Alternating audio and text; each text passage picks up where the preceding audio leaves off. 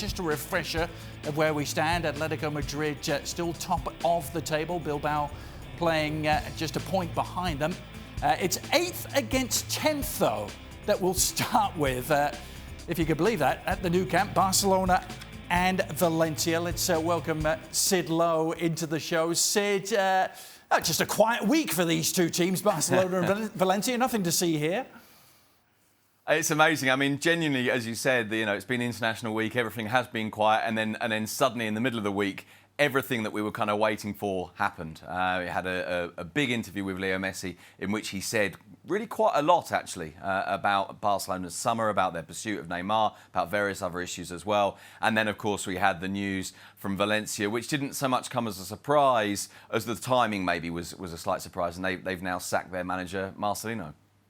That really did come out of the blue, didn't it? In terms of the Lionel Messi story, Sid, you touched upon it. It was Sport, the paper in Barcelona, that ran with it. And in fact, the follow-up today, global impact was the headline. We had plenty to say on the show yesterday about it. I wanted to know what your biggest takeaways from the story were. And is it a big deal too, Sid? Everyone seemed to think it was here in the studio.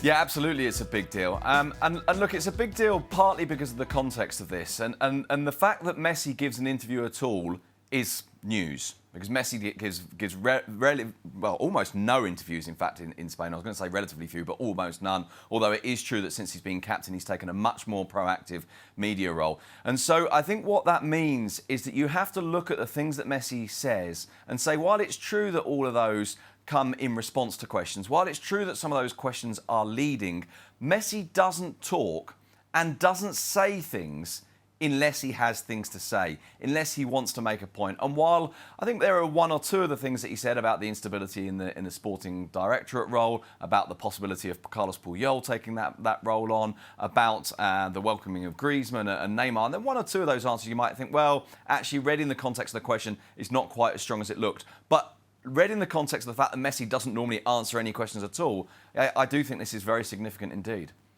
Sid, back to the game at the Nou Camp. No Lionel Messi still for Barcelona. Identical record with Valencia, 1-1-1.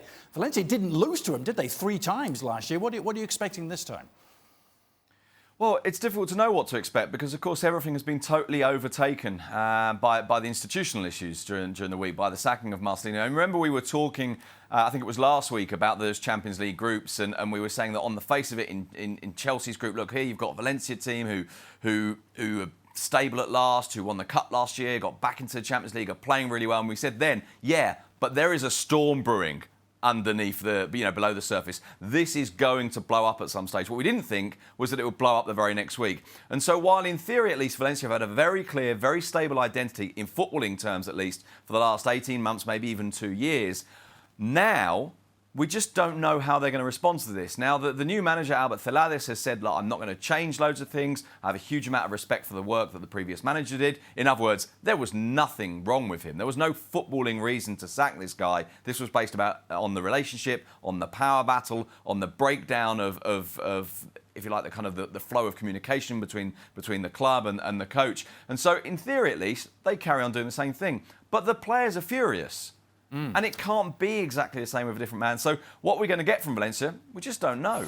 Well, thank you very much for watching ESPN on YouTube. For more sports highlights and analysis, be sure to download the ESPN app. And for live streaming, premium content, and let's not forget as well, ESPNFC 7 days a week. Subscribe to ESPN+.